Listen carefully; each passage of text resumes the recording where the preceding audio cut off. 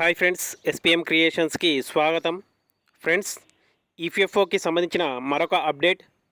అధిక pension ఆశావాహులకు జలక్. EPFO కొత్త rules, pension భారీగా తగ్గనుందా అనే విషయాలపై ఈ వీడియో అయితే చేయడం జరిగింది.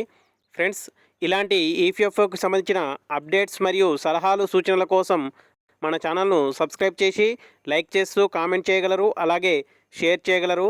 మరిన్ని వీడియోస్ కోసం మన ఛానల్ను సబ్స్క్రైబ్ చేశాక పక్కనున్న బెల్ ఐకాన్ను క్లిక్ చేయడం ద్వారా మేము చేసే ప్రతి వీడియో మీకు నోటిఫికేషన్గా రావడం జరుగుతుంది.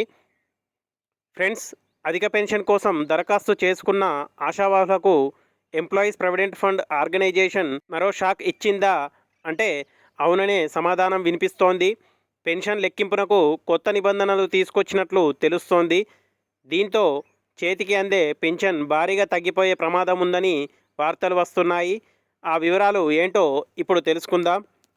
ఎంప్లాయీస్ పెన్షన్ స్కీమ్ ఈపీఎస్ 95 కింద అధిక పెన్షన్ కోసం దరఖాస్తు చేసుకున్న ఉద్యోగులు, పెన్షనర్లకు మరో షాక్ తగిలే అవకాశం ఉంది. అధిక పెన్షన్ లెక్కింపునకు employees provident fund organisation EPFO కొత్త రూల్ తీసుకొచ్చినట్లు మీడియా కథనాలు వెల్లడిస్తున్నాయి. ఈ కొత్త నిబంధనల ప్రకారం ప్రోరాటా ఆధారంగా అధిక పెన్షన్ లెక్కింపు చేపట్టనుందని తెలుస్తోంది. ఈ కొత్త రూల్ అమలు చేస్తే అధిక పెన్షన్ ఆశావాహులకు భారీగా నష్టం వాటిల్లనుందని మార్కెట్ వర్గాలు చెబుతున్నాయి.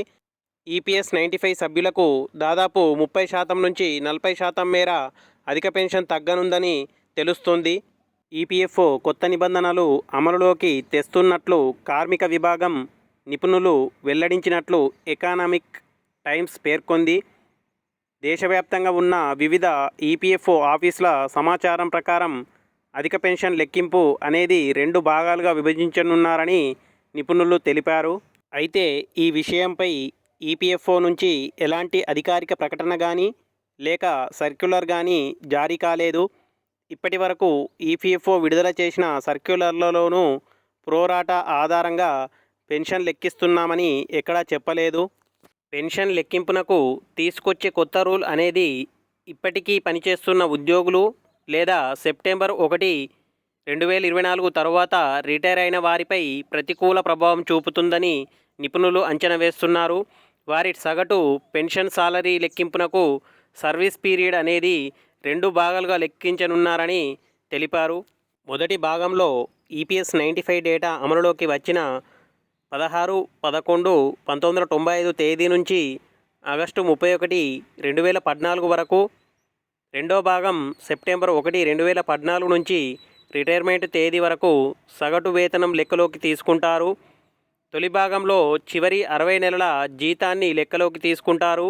అలాగే రెండో భాగంలో సెప్టెంబర్ 1, 2024 తర్వాత 60 నెలల సాలరీని లేదా రిటైర్మెంట్ వరకు ఉన్న సాలరీని తీసుకుంటారు.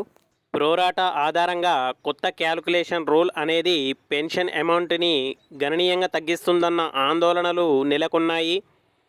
సెప్టెంబర్ 2014కి ముందు వేతన లిమిట్ అనేది చాలా తక్కువగా ఉంది. దీంతో చాలామందికి మొదటి భాగంలో లెక్కించే సగటు పెన్షన్ సాలరీ అనేది చాలా తక్కువగా ఉండే అవకాశం ఉంటుంది. ఈ కారణంగా మొత్తంగా చేతికి అందే పెన్షన్ భారీగా తగ్గిపోతుంది.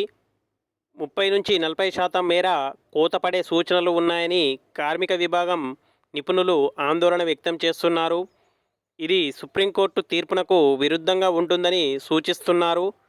ఫ్రెండ్స్, చూశారు కదా ఈ వీడియో మీకు నచ్చినట్లయితే మన ఛానల్ను సబ్స్క్రైబ్ చేసి లైక్ చేస్తూ కామెంట్ చేయగలరు, అలాగే షేర్ చేయగలరు. మరిన్ని వీడియోస్ కోసం, అప్డేట్స్ కోసం మన ఛానల్ను సబ్స్క్రైబ్ చేశాక పక్కనున్న బెల్ ఐకాన్ను క్లిక్ చేయడం ద్వారా మేము చేసే ప్రతి వీడియో మీకు నోటిఫికేషన్గా రావడం జరుగుతుంది. ఫ్రెండ్స్, ఎవరైనా మన ఛానల్ని కొత్తగా చూస్తున్నట్లయితే వారు మన ఛానల్ను సబ్స్క్రైబ్ చేయండి. అలాగే సబ్స్క్రైబ్ చేశాక పక్కనున్న జాయిన్ బటన్పై క్లిక్ చేస్తూ మెంబర్షిప్ తీసుకోండి. అలా మీరు మెంబర్షిప్ తీసుకోవడం వల్ల మేము మీకు యూట్యూబ్కి సంబంధించిన అప్డేట్స్ మరియు సలహాలు సూచనలు ఫ్రీగా ఇవ్వడం జరుగుతుంది. ఫ్రెండ్స్, ఈ విధంగా మీరు మా యొక్క సలహాలు సూచనలు అయితే పొందడానికి మీరు మా యొక్క జాయిన్ బటన్పై క్లిక్ చేస్తూ మెంబర్షిప్ అయితే తీసుకోవాల్సి ఉంటుంది. Thank you friends, thanks for watching. Thank you.